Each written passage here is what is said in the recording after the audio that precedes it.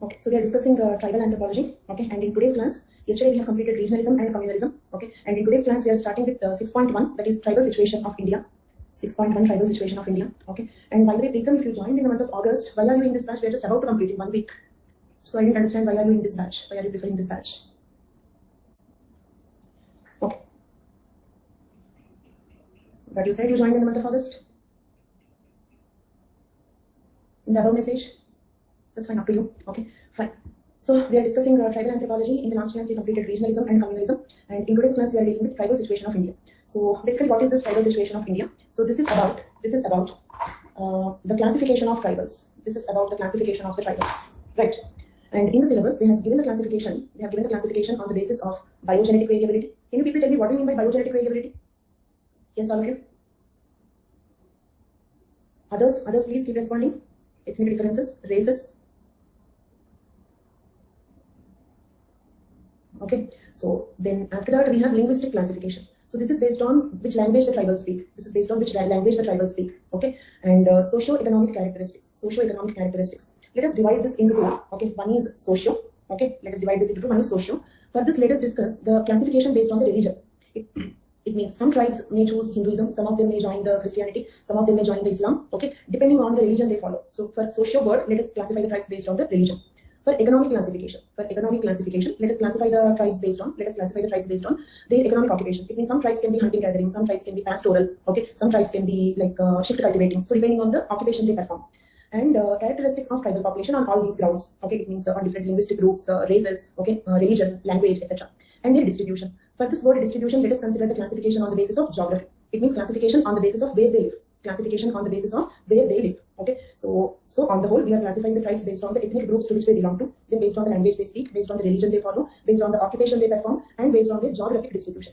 So we have to classify the tribes based on these 5 grounds. So that is 6.1. So 6.1 in one word is about the tribal classification. 6.1 is about the tribal classification. Can we proceed with the classification? Okay. So, and just one small point which is there in my mind, I'm just unable to resist. So let me speak for 2 minutes. Okay. So Preetham, in one message you said August, in another message you said June. I am a kind of basically I'm used to offline teaching. Because of the online, I did not even, this course is not even 1% lesser than the offline. But I have always been praising the online platform because of the comforts we have. It means if you miss one class, you can watch recorded. If the class is little slow, you can watch in 2x mode. Okay, double the speed. If it is too fast, you can slow it down. You can watch it again. Okay, so you can instantaneously message, you can instantaneously speak.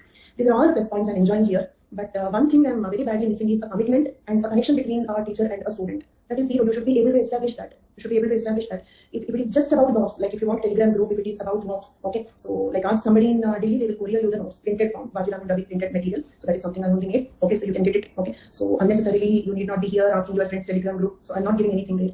So like I strongly believe in like every word I'm trying to explain. Okay, so since the very first day I have maintained complete commitment. Okay, maybe sometimes I'm late because now also you can see my situation. I'm swifting and I'm running. So sometimes like yes, I'm unable to manage the work. Okay, both on the personal ground and also on the academic platform because I'm getting some 2-3 classes. But when it comes to the completion of syllabus or something, I maintained a complete commitment. On the very first class, like I requested the same promise from your side, but hardly 2-3 people I can find who maintained the commitment from the first class till today. So I don't know what is happening. I'm really very upset with that. This is something which is very demotivating. This is something not only about Preetham. So again, don't make it a comedy that so it's not about Preetham. So I don't even know who are you. But it is about commitment. I'm expecting a level of commitment between teacher and student. I can hardly find maximum 2-3 people who attended like since the very beginning, okay, and who maintained that commitment towards the subject. Okay, so I'm one thing I'm really very upset with that. I don't know what to do. Yeah. Many names, the new people. So those who are there since beginning are only 2-3 people. So it will demotivate the faculty. There is a reason why you don't find good faculty on online platform. So it's very demotivating. Hardly like Avrija name, like I know since beginning. There are many names here I have never seen, and there are many names who have been seeing since the beginning, but they are not here. Anjali, I know you since beginning. So hardly 3-4 people are there since beginning. This is the reason why like you are missing quality on any online platforms. So you should be able to bring that offline atmosphere. It cannot come only from the teacher side. Okay, students also have a responsibility. Okay, so what is your opinion about it? Should we create an offline-like situation on the online platforms? Because the world is fastly changing. The situations are like we cannot afford the time or we cannot afford the money, expenses, the cultural differences that when we go to one place and study. So should we create the similar offline mood on the online platforms or not? What is your view on that? And maintaining regularity. So attending all the classes. This is what like I expected from your side. And that cannot come only from the teacher. Like as a teacher, except mostly like there are total around 136 classes or something more than 130 classes I'm taking. 4 or 5 times I must have cancelled the class. Okay, but when it comes to the content and all, I maintained the full commitment. I did not compromise on any aspect. And I tried to improve the quality beyond the offline level, but it's not 0.1% lesser than the offline mode. Okay, but the real quality from the online platforms comes only when you are also committed. Only when you are also committed. For example, when I see one name from the beginning till the end, I will have a kind of some connectivity with the students, and you will have a connectivity with the teacher. Okay, so I feel that is very important. Okay, so that is in my maybe old generation thoughts, I don't know, but I feel that is really very important. Okay.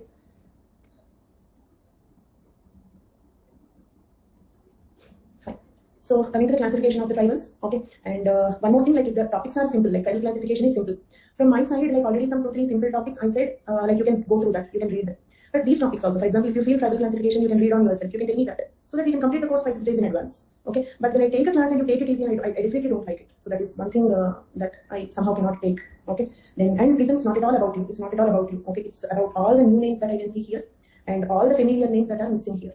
Okay, so it is about all of them, right? Okay, it's not at all regarding you. So please don't be sorry. You did not upset me. So it is about 2 points. It is about the very familiar names that I cannot see. Okay, and it is about the many new names. Okay, that joined just 1 week before completing the course. Okay. So I expect, yeah, Akhil, you are also one of the familiar names. That's what I said, Ram Narayan. So 4 or 5 familiar names. From the first day till today, I can see those names. Anisha, Akhil, Anil, Chandani, okay, Anjali, Ram Narayan. So these are all the familiar names I know since beginning, since Pavan. Okay, since the very first day I have been talking to you, I have been interacting with you. Okay, but what about the other concepts? I mean, like the only point I just want to convey is the familiar missing names, okay, and the unfamiliar new names are making me just feel like, okay, say for example, a singer just singing on the street. Whoever will listen it, whoever will not listen it. Did you understand my problem? Okay, let us suppose a singer is just standing on a street and singing it. So, jate will just, okay, like if it comes into the ear, listen it and go. So, this is demotivating me in giving you good quality or working more for you. Okay, so this is one point I just wanted to convey. So, towards the ending of the course, this is the gift that you are giving me. Okay, this is for all the familiar names that I have not seen. Okay, yeah. Anjali, I have taken your name. So yes, there are definitely 5, 6 names. Okay, that since the very first day I have been talking to you people, and I know you, I recognize you. Tomorrow, just on the street, if you just happen to Anjali, I can recognize. Okay, the names are so like it's like some boy comes and tells them Ram Narayan, and wow, it's dead. Okay, so that's why I have a connectivity with few people. But okay, I expect. So as a person who taught for 17 years in the online platform, so I expect a similar kind of connectivity with everybody. Okay, so that's all. Fine. So coming to the classification of the tribals. Okay, so first let us see geographical classification. Okay. So when it comes to geographical classification, keep memorizing it, because here in this topic there is nothing so big. So concept that I have to explain. This is all factual. So do one thing. Use this class to by heart the things, memorize the things. Okay, complete your preparation also. So B.S. Guha classified the tribes into 3 zones. Classified the tribes in India into 3 zones. First one, the North Zone, Northeastern Zone, Central Zone, or Middle Zone, Southern Zone. Okay. So what are the zones? North and Northeastern Zone. Okay. Central or Middle, North, Northeast total. North India, Northeast India total. The top belt. And Central or Middle Zone, second one. Okay. And the Southern Zone, 3 zones. Right. Then, next 2 thinkers, D.N. Majumdar and T.N. Madan. D.N. Majumdar and T.N. Madan.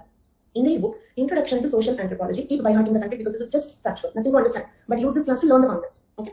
D.N. Majumdar and T.N. Madan. In their book, Introduction to Social Anthropology, also offered a similar classification. Okay, similar classification, same way. So name the 3 thinkers who classified India into 3 zones: North, Northeast, Central or Middle, South. Name the 3 thinkers.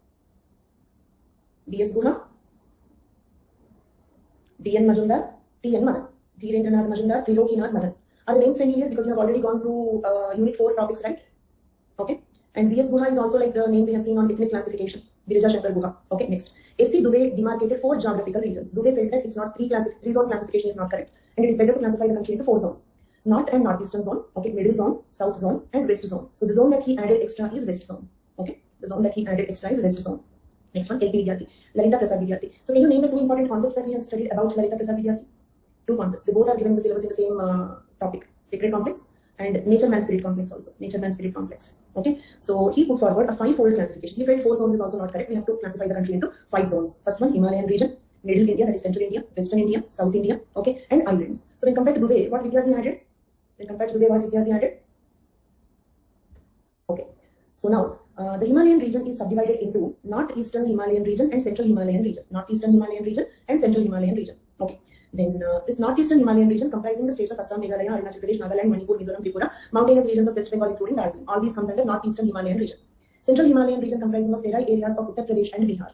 Okay. Then now Northwestern Himalayan region. Okay. In the North region, Himalayan region is divided into 3: Northeastern Himalayan, Central Himalayan, and Northwestern Himalayan region, comprising the states of Himachal Pradesh, Jammu, Kashmir, etc. Right. Okay. Then now the tribes present in the Himalayan region. Tribes in the Himalayan region. Okay. Aka, Dafla, Apatanese, Nishni, Khamti, Simpo, Kukis, Khasis, Garo, Lepcha, Bhotia, Tharus. These are all the tribes in what? In the Himalayan region. Okay. And one small thing. If at all, not only if at all, okay, you cannot fit this much content within the word limit range. Okay. So you can skip this content. You can skip all this content. Got it? Okay. So you can skip all this content. This you need not write. This you need not write. Okay. And this one you need not write. Okay. So you can directly write Himalayan region and the tribes in that. The tribes in Himalaya. And you need not write the same examples. Khasi is familiar. Khasi, Garo familiar. Bhotia familiar. Okay. Khamti, Simpo familiar. Isn't it like that? Few familiar names also you can pick up. Next one. Can you name some tribes in the Himalayan region? Name some tribes in the Himalayan region. Few names. Khasi, Garo, Apatani, Bhotia, okay, Simpo, etc. Next, middle region. Middle region. Comprising of the states of Bihar, West Bengal, Orissa, Madhya Pradesh, about 55% of the total tribal population of the country is in this region. Do you remember? I said tribal heartland, Central India, Northeast India, islands. These are the three places which are concentrated by the tribal populations in India. Okay, so 55% of the total tribal population lives in this region. The tribes inhabiting this region are Juang, Karya, Khond tribe. I hope you remember Khond tribe. Bhumij, Baida, Muria, Marias, Munda, Gond, Santhal, Orayon. Okay, so these are all the tribes which are very familiar. Since the time, say for example, the very first unit we started unit 2. So in that we have seen types of marriage. There also we have these names: Gond tribe, Santhal, Orayon, Khond, okay, Baida, Karya, Gond, okay, Juang tribe. So these are all very familiar names, right? So, and it's very important because see how the questions are coming. It's not only write the classification of, write the geographic classification of the tribes, not only that. For example, they will ask you, discuss the tribal problems of the tribal populations in Central India. Did you understand? But that also you have to know some examples of tribes living in Central India. Understood? Discuss the problems of tribes living in Central India or any topic. Taking example from Central India, taking example from Northeast India. They're asking questions like that. That is one question which is one type of question which is very popular from tribal India. Okay, so this is not only for classification, but still this is very important. Next, Western India region, Rajasthan, Gujarat, Maharashtra, Goa, etc. Examples are Barodias, Dharwars, Gil, Damars, okay, Dhanbars, Dodias, Girasias, Gond, okay, Katkaris, Koknas, Kolis, Meena, Siddhi, Varlis, etc. In this Meena, Siddhi, Gond, okay, Gil, all these are familiar words. Dodia, these are all familiar words. Clear? Memorize at least few names now. Keep reading the content. Memorize at least few names now. Okay, so these are the tribes in Western India region. Next, South India region. Okay, AP, Tamil Nadu, Karnataka, Kerala, etc. The tribes inhabiting are Chenchu, Irula, Paniyan, Kurumbas, Kadars, Toda, Badagas, Kotas. Okay, are these all familiar names? Chenchu, Irula, Paniyan, Kurumba, Kadar, Toda. Okay, till here all these names we mentioned in earlier classes also. Okay, so these are the tribes in South India region. Okay, and island region. You know very well because we have discussed one question also. The distinctive features of the tribes in Andaman Islands, isn't it? Comprising of islands of Andaman and Nicobar in the Bay of Bengal and Lakshadweep in Arabian Sea. Jarawas, Anjis, Great Andamanese, North Sentinelese, etc. Right? These are the tribes in island region. Okay, so we have seen the 5 zones and the tribes living in the 5 zones. How to write this answer? How to write this answer? First point, map is compulsory for this question. India map is compulsory for this question. And you need not write. It means, for example, South India means what all states comes. This you can omit. Western region means what all states comes. This one you can omit. Means you can take it for granted. You need not write. Okay. This point is important. And you can write that it is filed as a tribal heartland. So these states names you can omit. Okay. Because anyhow you will be pointing the tribes in those states only. Understood? So like 5 zones, 3-4 names for each zone. Okay. So zones and 3 to 4 names for each zone and map. Okay, this is how you can write effective answer for this question. And the thinker names important. Thinker names. PM Madan, DM Majumdar. Okay, this LP Vidyarthi. Okay, so BS Guha. So the names of the thinkers, names of the zones. 3-4 examples for each zone with India map will make a perfect answer for this question. So I hope you got clarity how to write. And do one thing, your homework. Okay, today you will have a homework. So you make maps. Is it clear? Make maps. Okay, occasionally you can see the maps. So that directly you need not read from this content. Don't read from this content because this content is so huge. Okay, you need maximum 200 words for geographic classification. Is it clear? Maximum 200 words for geographic classification and map. So make a note, personal notes for that. Okay. Consider it as a compulsory question because they may not ask for the geographic classification, but they will ask for some topic. Okay. With reference to tribals in Central India, with reference to tribals in Northeast India, they will ask like that. Citing an example from Central India. So knowing this is compulsory, make a personal notes. Next, KS Singh. Okay. KS Singh contributions 2020 previous question. Right. So KS Singh has offered a similar classification of tribes of India into Northeastern, Middle India, Southern India, Northwest, etc. Okay. The ratio of tribal population to the total population is high in Northeastern states except Assam. This is important point. Such miscellaneous points are important. Let me add that one also. Okay. So in the names, make notes like this. Okay. Zone names, 3 to 4 examples. Okay. Then map and such interesting points. Okay. Like this. Okay. The ratio of the tribal population to the total population is higher in Northeastern states. Okay, but maximum tribal population is in Central India. These are miscellaneous points important related to classification. Got it? So where do we have maximum tribal population? Maximum tribal population is in Central India. But tribal population to total population ratio, tribal population to total population ratio is more in Northeast India. Because in general in Northeast India, the non-tribal population is less. Okay, it ranges from 64 to 95% in Meghalaya, Nagaland, Mizoram, Sikkim, Arunachal Pradesh, 30 to 35% in Tripura, Manipur. The ratio is over 90% in Union Territory of Lakshadweep. So these are some miscellaneous points which are important. So So like this, make a notes in 200 words. Okay, next. Besides the zonal and geographic distribution, tribes also have been classified on the basis of their ecological habitat. On this basis, they can be classified as, okay, this is also geographic, but not the zonal classification, ecological classification. Okay, so tribes who live in the hills, for example, hill Karbis, okay, hill Tivas of Assam, etc. And tribes who live in the plains, Bodo, Singpos, etc. And tribes who live in the forest, Kadars of Kerala. Okay, so and tribes who live in rural, urban, and industrial areas. So this is another classification in brief. So with that, we completed geographic classification. So got some idea how to approach to this answer? Okay. And tribal India is a very scoring topic, okay, because this is all kind of standard and factual content, okay. And if the question, till now, like from the notes, what I can say is, if the question comes from the syllabus, notes is sufficient. So if there are out of syllabus or general questions, then you need extra reference for that, okay. The next one, linguistic classification, means classification based on the language they speak. One point about the tribal population is that tribals are usually bilingual or multilingual. Tribals are usually bilingual or multilingual. It means they speak more than one language, because one is they speak their own tribal language. Second one is they also speak the language of the neighboring state. Okay, for example, if Chenchus are in the forest areas of South India, they also speak the South Indian languages. Okay, something like that. So 4 broad language groups have been identified amongst the tribes of India. Is it the same linguistic classification of linguistic elements in Indian population? We discussed in Unit 2 paper to linguistic elements. Okay, so same way, the tribal languages also can be divided into Indo-Aryan, Austro-Asiatic, Dravidian, Tibeto-Burman. Okay, then LP Vidyarthi and Vinay Kumar Rai, in their book The Tribal Culture of India, put forward the following classificatory system of languages of Indian tribes. Okay, so LP Vidyarthi, Vinay Kumar Rai. Okay, so name the 2 thinkers who classified the tribals based on the language they speak. Name the 2 thinkers. LP Vidyarthi, BK Roy, Vinay Kumar Roy. Okay, next. So first one, Dravidian language. Dravidian language. All the tribes of southern India as well as Gonds and Orayon of central India speak this language. Okay, all tribes of South India and Gond and Orayon tribes of central India speak the languages belong to Dravidian language family. The Gondi language spoken by Gond, who spread from Uttar Pradesh to Andhra Pradesh and from Maharashtra to Orissa, belong to this language family. Gond tribe is one tribe that is very widely distributed. Okay, just observe the geographic distribution. Uttar Pradesh to Andhra Pradesh and Maharashtra to Orissa. Okay, they speak Gondi language. This Gondi language belongs to Dravidian family. So on the whole, all the tribes of South India plus the 2 tribes, Gond and Orayon tribes of the central India, speak Dravidian language. Other languages belonging to this family are Kui language, which is spoken by Kand of Orissa, Kuruk language spoken by Orayons of central India, Tulu language spoken by Maleru of Karnataka. Okay, so these are some other examples of Dravidian languages. The languages spoken by Todas, Paliyans, Irulas of Tamil Nadu, Chenchus of Andhra Pradesh, Kadars of Kerala also belong to Dravidian language family. So these are just elaboration. We have already decided that all the tribes living in South India, plus okay, the 2 tribes in Gond and Orayon tribes of central India speak Dravidian languages. Okay, so now name the 2 central India tribes who speak Dravidian languages. The 2 tribes of central India who speak Dravidian language. Okay, and the Gondi language, which is spoken by most of the people. Okay, so those are the examples of Dravidian languages. Okay, for this also map is compulsory. For this also make another separate notes today. Okay, including the map. Okay, 3 to 4 examples are enough for each category. Dravidian 3-4 examples, Austro-Asiatic 3-4 examples. Okay, including the map. And if there are any special points, write them. For example, Gondi language, Gond distributed so widely, they speak Dravidian language. So this is one interesting miscellaneous point. So add those points. Okay, then Austro-Asiatic. This family is again subdivided into the following subgroups, and you can also take it as a revision of the linguistic classification of Indian elements. Okay, linguistic elements in Indian population, almost the same. Just examples are different. First one, Mon-Khmer branch. Okay, Austro-Asiatic Mon-Khmer branch. Languages of this family are found in certain pockets of North Himalayan region of Meghalaya, spoken by Khasi and Jaintias, as well as Nicobaris of Nicobar Islands. So just memorize the names. Mon-Khmer branch spoken by Khasi, Jaintia tribe, Nicobaris. All the 3 are very familiar names. Mon-Khmer branch is one branch of Austro-Asiatic family. Okay, so name the first branch that we have seen in Austro-Asiatic family. Name the branch. Mon-Khmer branch. Okay, and the 3 examples of the tribes who speak that language. 3 examples of the tribes who speak that language. Khasi, Jaintia, Nicobaris. Very good, thank you so much. Then Munda branch, the second branch in Austro-Asiatic, Munda branch.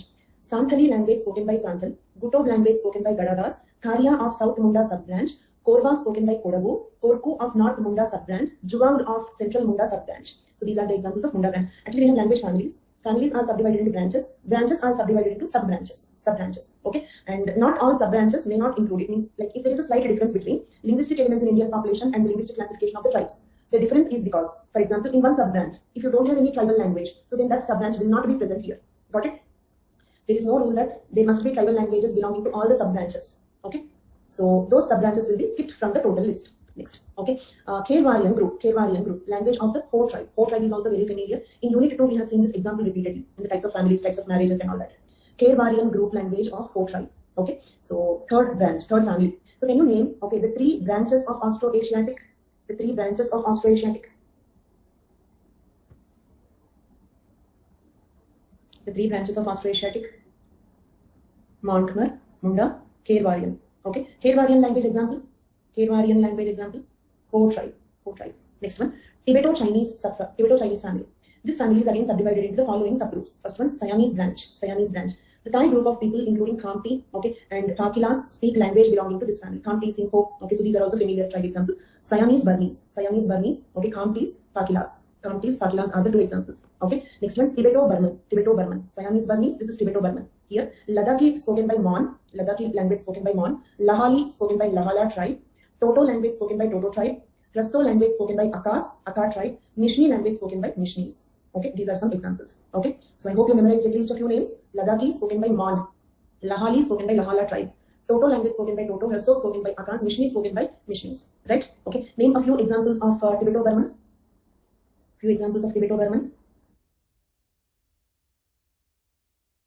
Ladakhi, Toto, Nishni, yes, Mon. Okay, fine. Enough. Okay, you need not remember these many examples also. 3 to 4 examples enough. Then in that only Bodo group spoken by Kachari, okay, Ginsa, Garo, Nikir spoken by Karbis, Koch, etc. Naga group spoken by Angami Nagas, okay, Ayo tribe, okay, then Sema Nagas, Rengmas, okay, Lota, Konyak Nagas, Maram, Fom. So these are the tribes who speak Naga group of languages, right? Then Kuki-Chin group. They all come under what? Tibeto-Burman, okay, Kuki-Chin group. So examples for that. Next, Kachin group, Singpo language. Apart from Khasis and Jaintias of Meghalaya, all other tribes of Northeast India and Himalayan regions speak language belonging to Tibeto-Burman family. So this point will become important here. Except Khasi, because giving examples is one way, okay, and giving clarity is another way. Except those two remaining all speak this language. Means it is equal to, you have given some 20-30 examples. So such points are important. Okay, except Khasi and Jaintia of Meghalaya. Do you remember Khasi and Jaintia speak which language? We have just seen that. Yes, others? Okay. Then, so apart from Khasi, Jaintias of Meghalaya, all other tribes of Northeast India and Himalayan regions speak languages belonging to Tibeto-Burman family, right? Okay. Siamese Burmese, Tibeto-Burman. These are all the examples of Tibeto-Burman. So tell me, Tibeto-Chinese, what are the two subgroups? Tibeto-Chinese, what are the two subgroups here?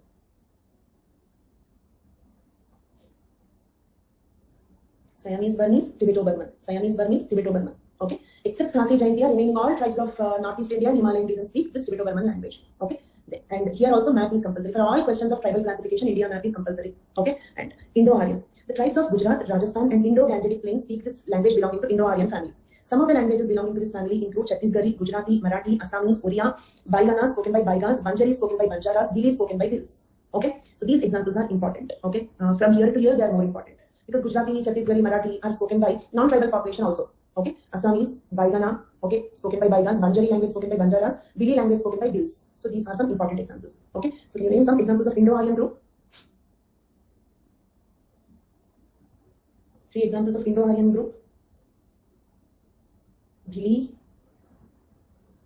language, Baigani language of Baiga. Remember Baiga. Okay, Baigani language of Baiga, Banjari language of Banjara, Dili language of Dils. Okay, Baigani language of Baigas, Banjari language by Banjaras, Dili language by Dils. These 3 examples enough. Okay, Indo-Aryan. Next. Here there are some miscellaneous points. These miscellaneous points are important. Entire group of Austro-Asiatic language speaking people and 80% of Tibeto-Burman speaking people are identified as tribal communities. Understood? This is interesting point. Such points are important. Entire group of Austric language speaking people, it means all Austric languages are spoken by the tribals. And 80% of the Tibeto-Burman speaking people, okay, are identified as tribal communities. Understood? I'll ask you this question, keep in memory. On the other hand, only the 3% of Dravidian language speaking people are tribals. Okay, so Dravidian language is spoken more by non-tribals or tribals? Dravidian language is spoken more by non-tribals. And Indo-Aryan, only 1% of the Indo-Aryan language speakers are tribals. Only 1% of Indo-Aryan speakers are tribals. So 99% of the people who speak Indo-Aryan languages are non-tribals. So in which groups we have more tribals? In which linguistic groups we have more tribals? Austric family, Tibeto-Burman family. So these points are important. So the structure of this answer is map. Okay, the language families, 3-4 examples for each, and these points. These points are important. Okay, so like that, make a note in 200 words. No need of 250 words because if they ask any one classification, they're asking it as 10 marks or 15 marks. Okay, mostly they're asking it as 10 marks or 15 marks. 20 marks questions if they ask about the tribal classification on the whole probably. Okay, next. There is yet another language family spoken by tribes of Andaman Islands like Great Andamanese, the Oranges, Jaravas and Sentinelese. They loosely call the Andamanese language family. There is another important language family called Andamanese language family. Okay, so this one, Andamanese language family, in the map you have to point Andaman Islands and like Andamanese language examples. Okay, so like that you have to draw, right? So name some tribes who speak Andamanese language. Some tribes. In the map, if you put map pointing words, count it. Map pointing words, count it. Means examples you can write in map, you need not repeat them again. Manji, Jaravas, Sentinelese, Andamanese, most importantly Andamanese. Right?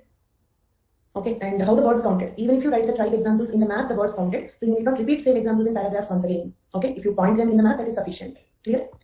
Then, or sometimes, say for example, if it is difficult to point too many names in the map, point 2-3 names in the map. If you remember more examples, that you can write in the classification part. Clear? But no need of repeating. In flowcharts, tables, maps, diagrams, whatever you write, you need not again repeat it in paragraphs. You need not repeat it again in paragraphs. Okay? Make the answer very crispy, small, crispy. And remember the word limit of is also up to 150, up to 200, up to 250. So you need not even actually reach the 250 mark or 200 mark also. Okay, if the content is good, little fight. But like I know, like I had one student in test series long back. Okay, one student in test series long back. He used to write only 30-40 words. Okay, he used to write only 30-40 words. Okay, and if I give less marks, he used to argue with me. I have written very good answer. So why are you not giving the good marks? Okay, word count is not important. Okay, because my content is good. First of all, the content is good is his opinion. So that need not be a factor. Okay, because everybody, like say for example, like when you sing, you feel as if you are singing like a singer. Okay, when you look at yourself in the mirror, you will find yourself to be the most beautiful person. Okay, you will find yourself to be like the most intelligent person, the most capable person, and you should feel like that. You have to feel like that. Okay, and like we are the hero or heroine of our life, of course. Everybody will feel like that. We should.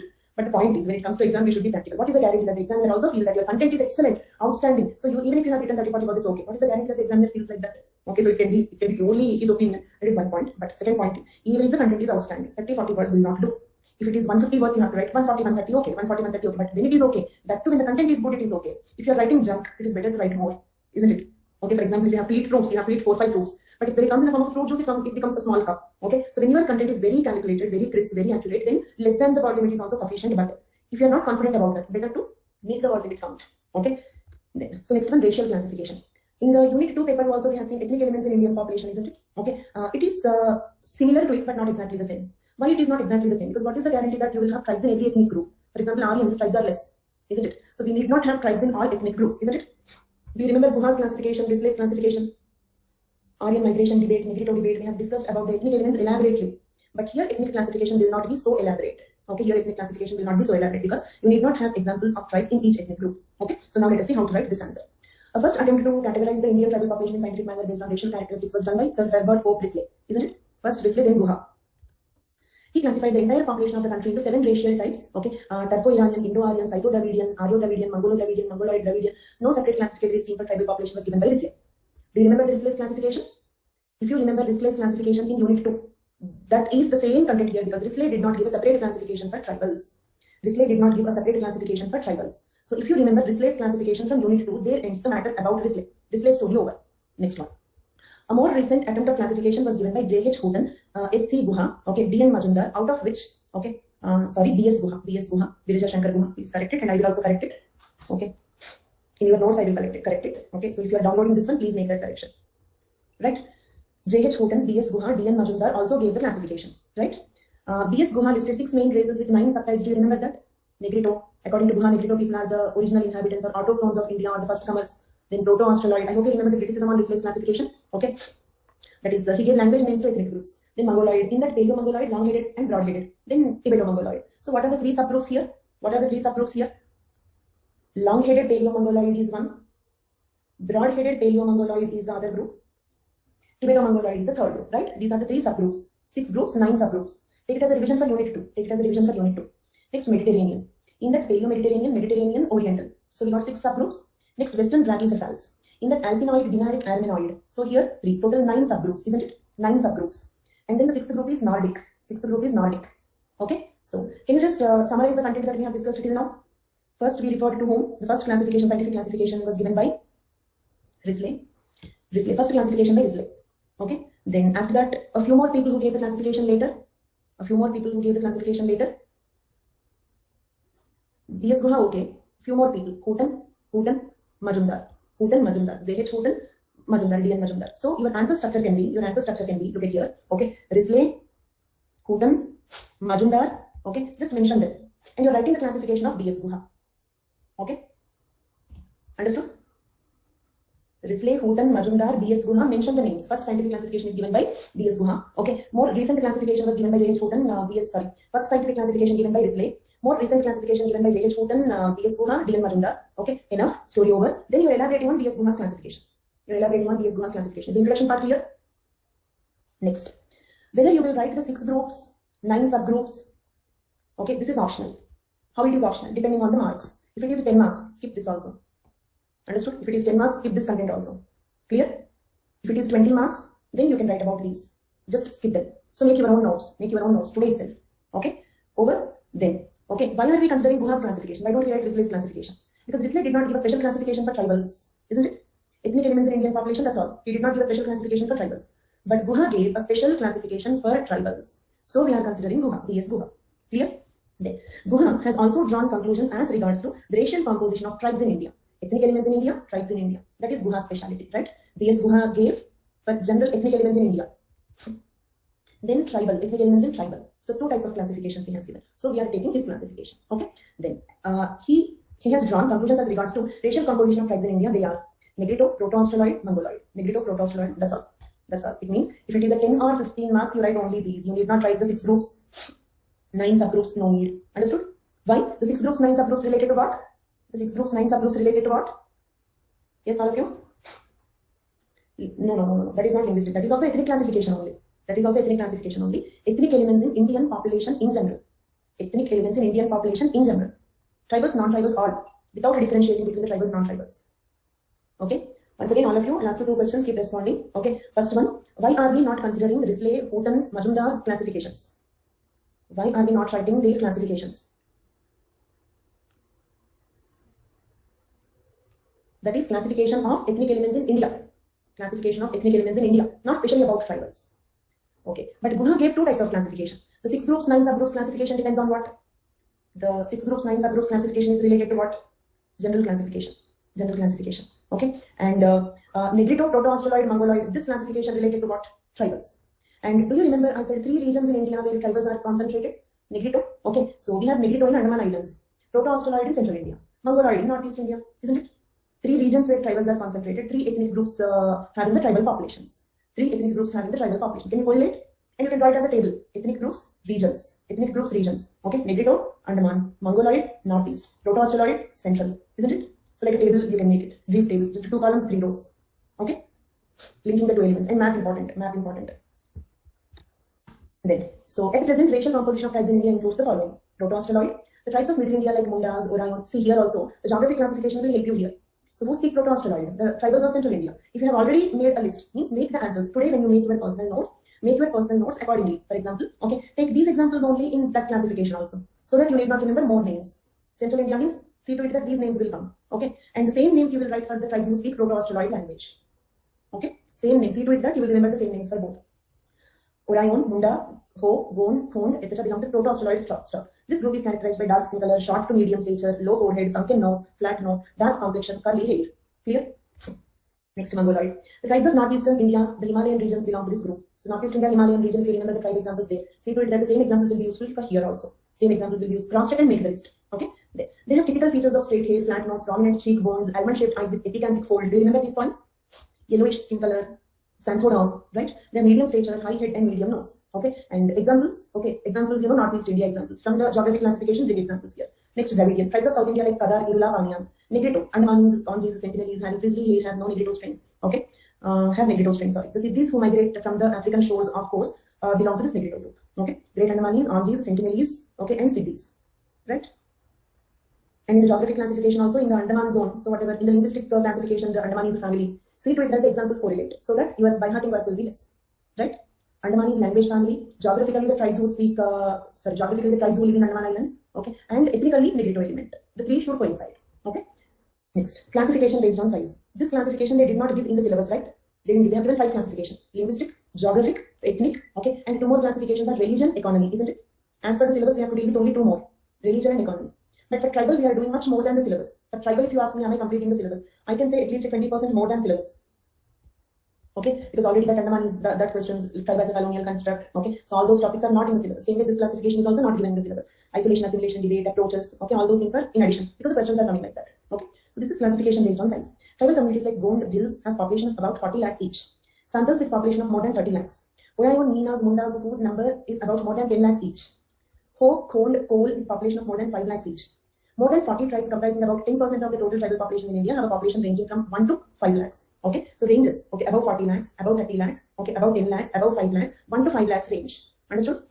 Such examples are Adi, Baiga, Bhumij, Bodos, Kacharis, Dhoria, Garo, okay, Kharia, Karwars, Kasi, Kolhas, Orko, okay, Mizo, okay, like Varli, Yanadi, Yerukula, 5-6 names enough, or 3-4 names enough. You need not remember these many names, don't worry. Okay, so 4 to 5 examples for each category enough, right? Then, on the contrary, there are communities like some Andamanese groups whose number is less than 100 each, isn't it? Endangered tribes. Can you name that tribe that became extinct? Name the tribe that became extinct. Jungle tribe. So Great Andamanese, Sentinelese, they are all like less than 100 each. So that is classification based on size. Next, classification based on economy or subsistence pattern. What is their economic occupation? So this is the last but one classification according to the syllabus. Okay.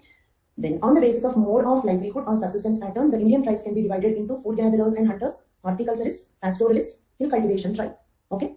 Then agriculturists, simple artisans, folk artists, laborers, industrial workers. So these are all the occupations in which we have tribals. All the occupations in which we have the tribals. Right. Then food gatherers and hunters. Chenchu, Challa, Yanadi, Malaya, Pandaram, Hill Pandaram, okay, Cholanathans and Great Andamans. These are the examples of the food gatherer tribes. And do you remember, like in Unit 3, Paper 1? Unit 3, Paper 1, we have like different occupations they have given: hunting, gathering, pastoralism. Do you remember? Tribes subsisting on hunting, gathering, pastoralism, shift cultivation. Okay, so you can use these examples for that also. You can use these examples for that classification also. Okay, Unit 3, Paper 1, hunting, gathering, economy. You can write these examples. Horticulturists, we don't have Indian examples. We don't have Indian examples. So you can either skip that occupation, okay, or you can just write it and leave without writing the examples. Okay. The next one, pastoralism. Bakarwal, Dharwad, okay, Brokpas, Gujars, Todas, and our pastoralist tribes. Right? Can you name some food gathering tribes? Name some food gathering tribes. Chenchu, Yanadi. Okay. Some examples of pastoral tribes. Some examples of pastoral tribes.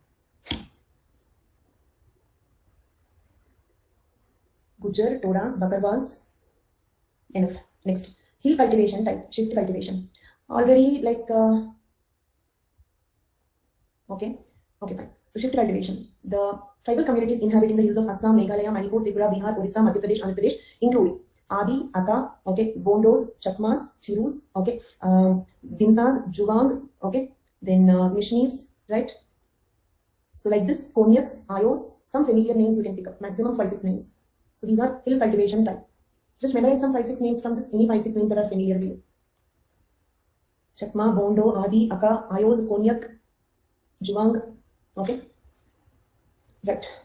Next one, agriculturist tribes. Apatanese, Cheros, Miri, Ho, Jaintias, okay, Kharia, Khasi, Kolam, okay, Bhumich, agriculture, you can easily remember Santhal, okay, Munda, Orayon, Baigas, Gond, Vil, Meena, there are so many familiar names. So these are agriculturist tribes. And you can also draw a map for this. For all tribal classifications, make a map for your own self. Keep the maps available. Occasionally keep looking at the maps. So your preparation of tribal classification will be completed. Okay. Make the notes in such a way that you need not come back to this notes. Okay. You need not read this notes once again. You have to finally go through your notes for tribal classification. For remaining topics, making personal notes is not very important because the content is almost like whatever is required. Okay. For some topics, it is something that you can just read it, naturally read it. Okay. And some 20-30% of the points you'll forget. The remaining points when you write it will be sufficient. Making a separate notes is time waste. But revising this much content every time will take a lot of time from you. So you should not revise this much content. So make your final notes for this next. Simple artisan tribes. Okay. Asur of Bihar. Okay. Gorulia of Lohas of Rajasthan. Okay. Agarias of Madhya Pradesh are engaged in iron smelting. They are engaged in iron smelting. Birhors are engaged in rope making. They make ropes. Okay. From the natural fiber, they make ropes and sell them. Rope making. Garas of Jammu and Kashmir and Kamarus are blacksmiths. Okay. Garas of Jammu and Kashmir and Kamarus are blacksmiths. Katkaris are engaged in katecho making. So that is some substance that they sell outside. Okay. Next, Kotas and Tharus are potters. Okay. Santas and Mahalis are basket makers. Okay. Some 4-5 examples you have to remember from that. Next, folk artists. Nat and Saperas of Uttar Pradesh. Okay. And Mandukatas of and Kelas of Orissa are acrobats. Okay. Acrobats means they do some gymnastics kind of thing. Some feats they will do. Okay. On the streets, sometimes we see some people who are demonstrating some like they're demonstrating some feats. So those are nothing but the acrobats. Next, Pardans are bards, and Pamulas and Kalbelias of Rajasthan are snake charmers. So they catch the snakes. Domaras, who are acrobats again. Domaras are acrobats. Okay, Mons are musicians. Like that, 5-6 names. Tribe name, which occupation, what folk art they have. Okay, which folk art they perform. Okay, next. So, next one, laborers and industrial workers. Agricultural laborers and industrial workers. The most renowned non-agricultural labor belt is in Chota Nagpur of Bihar, isn't it? So because that is an area, industrial area, so people are like tribal population are being in the labor industry there.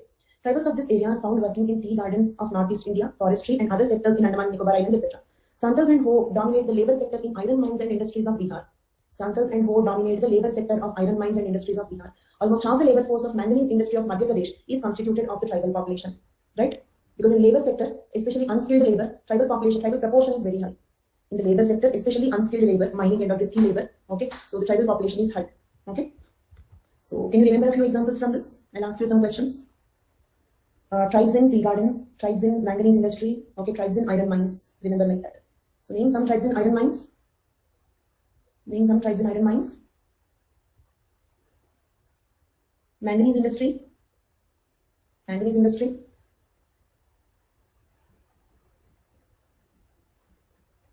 The tribals in manganese industry. Okay, in general, so no specific example. Almost half of the labor force in manganese industry of Madhya Pradesh, okay, belongs to the tribal population. Tribals of Madhya Pradesh, okay, tribals of Madhya Pradesh, right? Okay. Then Northeast India, the tea gardens, Northeast India, Darjeeling and all, there are lots of tea gardens where the people are working as agricultural labor. Okay, next one. Classification based on degree of incorporation into the Hindu society. Again, this classification is not given in the syllabus, but this is important. Okay, so why this is important? Where you can write it? Can you write this content in isolation assimilation debate? Can you use this classification, these examples for isolation assimilation debate? And tribe caste continuum, tribe caste continuum. Okay, so use this content for those two topics, tribe caste continuum, okay, and assimilation, isolation debate. For that, this will be useful. Okay, and then ask a question like this also: classify the tribes based on the degree of incorporation into Hindu society. Okay, first one, fully incorporated into Hindu social order, such as bills who have adopted Hindu way of life, including the ethos of the caste system, can hardly be differentiated from the neighboring Hindu peasantry. Okay, we cannot differentiate the Bill tribe people with the peasants. Peasants means farmers, non-tribals. Okay, if you remember, I told you peasant word means in anthropology context, peasant word means non-tribal. In anthropology context, peasant word means non-tribal. Okay, then so second one, positively oriented towards Hindu social order. Okay, they are not totally Hinduized, but they are positively oriented towards Hindu social order. This category includes Santal, Urayon, Munda, and Gond, who have not been incorporated totally into the caste structure. Means they are not SCs. Okay, they are not SC. They are still STs. They are still STs. They are not totally incorporated into the caste system, but they worship the Hindu gods. They worship the Hindu gods. So they have not been incorporated totally into the caste structure, but have to a large extent adopted the symbols and worldviews of Hindu neighbors. Okay. Then negatively oriented towards Hindu social order. Mizos and Nagas. Do you remember ethnic nationalism concept that we have seen? They feel that they belong to a different ethnicity. So they have problem with Hindu identity. They have problem with Hindustan identity, Indian nationality, Bharat Mata. They cannot relate to these concepts. Got it? So they are negatively oriented to Hindu social order. Okay. Ethnic nationalism. All examples that we have seen in ethnic nationalism are examples here. Okay. Then indifferent towards Hindu social order, not neither negatively nor positively. They don't have any relation. Okay, and you can even quote the tribals of Andaman Nicobar Islands, Sentinelese, and what they know about Hinduism. Are they positively oriented or incorporated or negatively oriented? Can we quote Sentinelese, Andamanis, Anjis, all these tribals? Very isolated. They don't even know, for example, Sentinelese don't even know that there is something called Hinduism, isn't it? They're totally isolated. So we can say indifferent. Indifferent. So this category includes tribes like those of Arunachal Pradesh who are totally indifferent to the Hindu order, neither negative nor positive. Okay, so totally incorporated, positively oriented, negatively oriented, indifferent. Okay. So these are the 4 types of tribes depending on their degree of incorporation into the Hindu social order. And there is one more topic you can use it. Okay, make a list of this. First, tribe caste continuum. Okay, then next one, isolation, assimilation. Then we have religion examples also. Religion examples, for that also you can use it. Then we have another question. Okay, Jammu and Kashmir, like tribals are less, like the Bagarwal tribe is in Jammu and Kashmir. The tribal population is not very important there. Okay. So one more place where you can use is impact of unit 8.1, impact of Hinduism. Impact of Hinduism. There also you can use this content. Understood? So they may not ask you this question, like write a note on classification based on degree of incorporation. They may not ask because it's not given in the syllabus. But impact of Hinduism, okay, means on some tribes there is negative impact, some tribes there is a strong positive impact, some tribes there is no impact. Like that you can write tribe caste continuum, isolation. Okay, religion examples. Then G.S. Gure in the scheduled tribes proposed a similar classification which includes tribes who attain a high status within the Hindu society. Some tribes, even they got Kshatriyized also. Okay, Sanskritization, Kshatriya model of Sanskritization. Okay, tribes who attain high status in the Hindu society, partially Hinduized tribes, the tribes inhabiting in remote hill areas and who exhibited a great resistance to Hinduism as an alien culture. Okay, like negatively oriented. Okay, and so this is a similar classification given by G.S. Gure. Okay, next. So now we are dealing with the last classification given in the syllabus. Actually, religion and religion also they did not give. Religion word also they did not give, but they are given socio-economic. Okay, socio-economic. Because for economic, we have seen sheep cultivating, pastoral, like folk artists, okay, hunting, gathering, etc. For social word, we have considered the classification based on the religion. Okay, so though the tribes follow any major religion, they usually do not leave their traditional beliefs. Means what? Do you remember some tribal forms of religion? Some tribal forms of religion, primitive forms of religion. So can you name a few? In Unit 5, Paper 1, we have discussed animism, animatism. Okay, so are the tribals religious? Are the tribals religious? And listen this question carefully. Do they have religion? Do they have religion?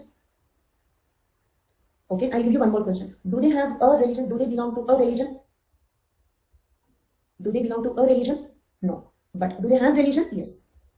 Do they have a particular religion? No. So do tribals have religion means yes. So do they have a particular religion like Hinduism, Christianity, Jainism, etc.? No. So originally tribals have religion, but they don't have a particular religion. I repeat, originally tribals have a religion, but they don't have a particular religion. Okay. So they have their primitive forms of belief like animism, totemism, fetishism, etc. So any tribes, it means, for example, today if you have Hindu tribes, it means they got influenced by Hinduism. If you say Muslim tribes, it means they got influenced by Islam. If you say Buddhist tribes, they got influenced by Buddhism. That's all. Is it stuck? Okay. So if we say they belong to any one particular religion, it is only that they got influenced by that religion. They do not originally belong to that particular religion. Understood? So there is no single tribe that originally belongs to Hinduism, or there is no single tribe that originally belongs to Christianity. All these are influences of the religion. Got it? So there is no single tribe which is originally belonging to Hinduism, or Christianity, or Islam, or Buddhism, or whatever it is. Second thing. Okay. Second point we can say is the tribal religious conversions are partial. Means what? In the same tribe, half of them may follow Hinduism. Okay, other half may follow Islam. Got it? Same tribe, half of them Islam, half of them Hinduism, possibly. Okay, so it's not that definitely an entire tribe belongs to one particular religion. Then this is partial even at the individual level also. What do you mean by partial conversion at individual level? Means what? They just add one god. Got it? It means they do not leave their ancestor worship, or animism, or animatism, or totemism, etc. They continue to follow. Or do you remember in Nature Man Spirit Complex, the Malur tribe, they have spirits called Gosayan, Alchi, do you remember? So they continue to worship them. Plus they worship Hindu god. Got it? A tribe getting converted into Hinduism does not mean that they leave their gods or goddesses. They continue to worship them. Plus they add one Hindu god, or plus they add one Muslim god, or something like that. Okay? So this is how the tribal religious conversions are partial both at group level and also at individual level. Can we say like that? The tribal religious conversions are partial both at group level, also at individual level. They just add gods without leaving their original gods. Okay? So though tribes follow any major religion, they usually do not leave their traditional beliefs. Among the other religions, the influence of Hinduism on tribal India is tremendous. Almost 90% of the tribals follow Hinduism. Got it? But why? Why 90% of the tribals follow Hinduism? We can say two reasons for it. First reason is Hinduism is the major religion in India, isn't it? Hinduism is the major religion in India. Okay? So obviously this is a religion having maximum impact on the tribals. Because we are not speaking about the impact of the tribals of the world. Tribal India. So the tribals in India will have major influence by the major religion in India. So most of the tribals, 90% of the tribals belong to Hinduism. This is one point.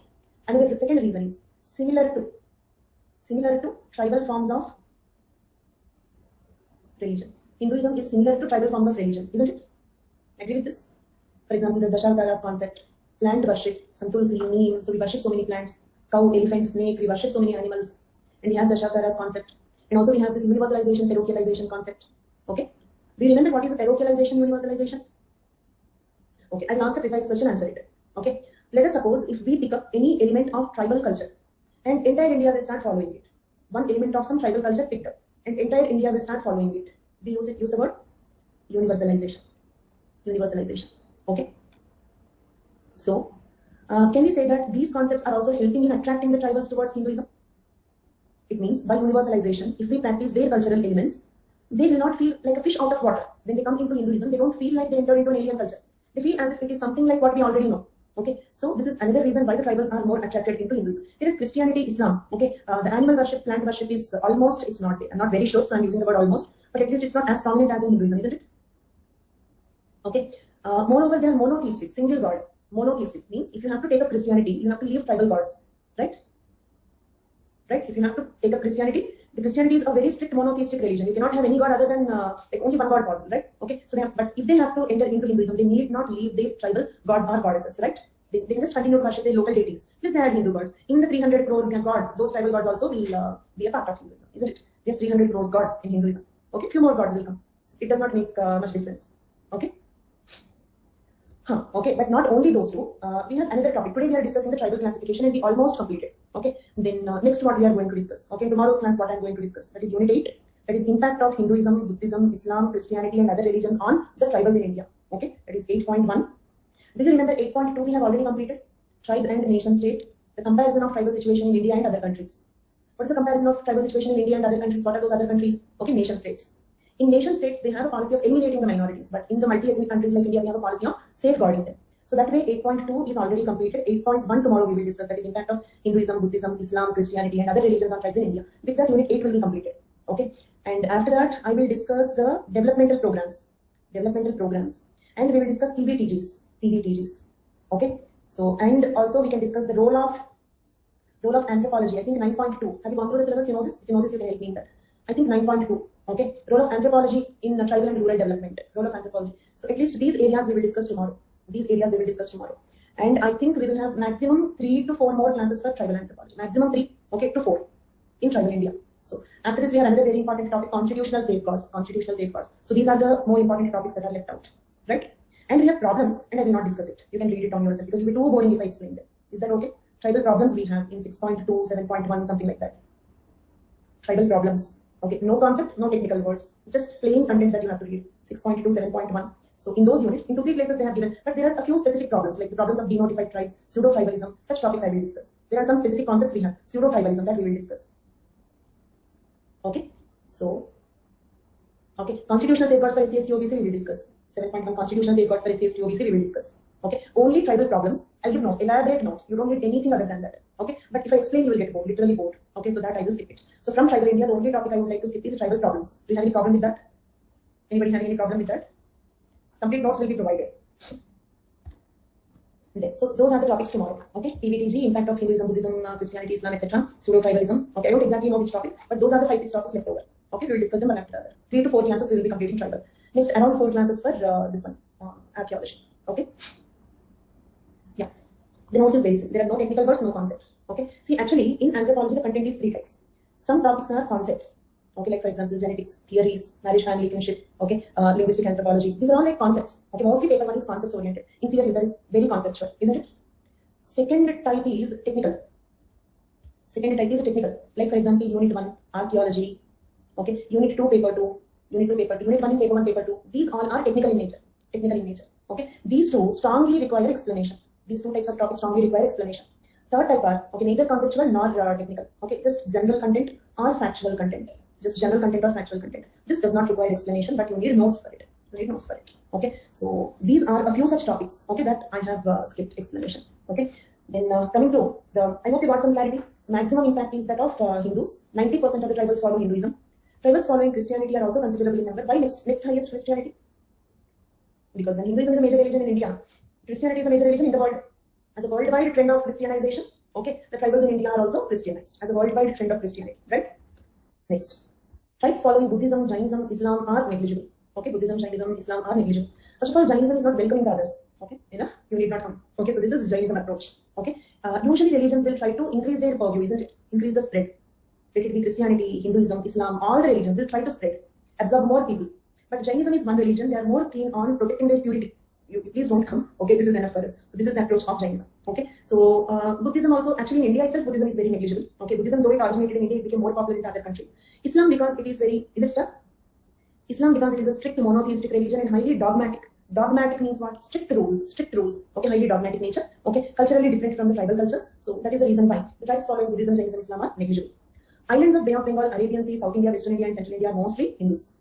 Tribals of Northeast India and more than 90% of the population of Nagaland and Mizoram, Central India, major tribes of Chotanagpur follow Christianity. Okay, SC follow Buddhism. That is because of Ambedkar's influence. Okay, Ambedkar explicitly declares that to get rid of the shackles of the caste system in the Hinduism, I am taking Buddhism. So the SCs followed him. That is Ambedkar's influence. And they take Christianity also because like repulsion from Hinduism. Hinduism is not respecting them, untouchability. Okay, so if they take up Christianity, at least they will not be treated as untouchables, untouchability, social evils. Okay, so that is reaction against. Okay, repulsion from Hinduism is attracting them towards that. Okay, so and I'm not saying that zero influence. Buddhism influence is there. Okay, that is mostly among SCs. Among tribals, it is less. Among SCs, the influence is because of the Ambedkar's conversion into Buddhism. Right? Then, so these tribes will follow Christianity. Why Nagaland and Mizoram? Because they are negatively oriented towards the Hinduism, isn't it? So they are attracted towards Christianity. Okay. Then certain notable tribes following Christianity are Orayon, Munda, and Ho. Tribes following Islam are mostly scattered in Lakshadweep, Himachal Pradesh, West Bengal, Maharashtra, Jammu and Kashmir. Tribes of Arunachal Pradesh and Central Himalayan Maharashtrian tribals follow Buddhism. Maharashtra is one place area of maximum impact of Buddhism. That is because of Ambedkar's conversion. Okay, then from this questions, okay, I don't have the questions today. I will add the questions tomorrow. From tribal classification, I will add the questions tomorrow. Okay, so tomorrow we will be completing. On the whole, some 5-6 topics are left over in tribal anthropology. Okay, today 8 o'clock, right? Yes, attend the class today at 8 o'clock. I will start economic anthropology. I did not complete genetics, but I will add special classes for them, not a problem. Okay, so today 8 p.m. One second, let me give you some clarity on this. Today 8 p.m. Okay, I will start Unit 3, Economic Anthropology. Unit 3, Economic Anthropology. Okay. Which topic? From classification? From classification, 2 words enough for each. Geographic classification 200, economic 200. Okay, something like that. Together, they may ask you 250 words. On any classification, you don't need 250 words. On any single classification, you don't need 250 words. Okay, so no problem. You can watch recorded version also, Amnesia. Okay, so see, that is not about, in the beginning of the class, what I said is not about missing 2-3 classes. That will happen with everybody. Okay, but on the whole, taking the course easy is something which is upsetting. Okay, that is the only point. Okay. Then, Unit 3 economic, listen this carefully. Today 8 p.m. I will be starting Unit 3 economic anthropology, just starting. But I think 1 or 2 classes of economic anthropology I have already taken for you. So I'm not sure whether you will be interested in attending today's class or not. So that is up to you. If you want another revision, you can join today. Or it's okay even if you start from tomorrow onwards. Okay, but from tomorrow onwards, okay, which 9.3? In tribal anthropology, yes, it is left. Okay, in tribal anthropology, not only 9.3, 5-6 topics are left. 5-6 important topics are left. Yeah, paper 1 9.3. I'm thinking paper 2 9.3. Yes, it is left. I will add special classes for that. On Sunday or Saturday, I will add special classes for that. I want to see to it that at least the schedule will not receive, at least in that batch. Okay, I just want to follow the schedule. I will add special classes for that. So today I will be just starting Unit 3 Economic Anthropology. Okay, you have already attended 1 or 2 classes in that. So you can decide whether to start this today or tomorrow. If you don't want to attend the live also, it's okay. If you have another class at 8 p.m., that's okay, no problem. But at least complete the recorded versions. So from today onwards, next 4 to 5 days, we will be discussing Unit 3 and Unit 4 of paper 1. Unit 3 and Unit 4 of paper 1. Okay. So fine, that's all for today's class. Thank you all so much. Okay, thank you. Bye-bye. Right? Thank you, Akhil. Bye-bye.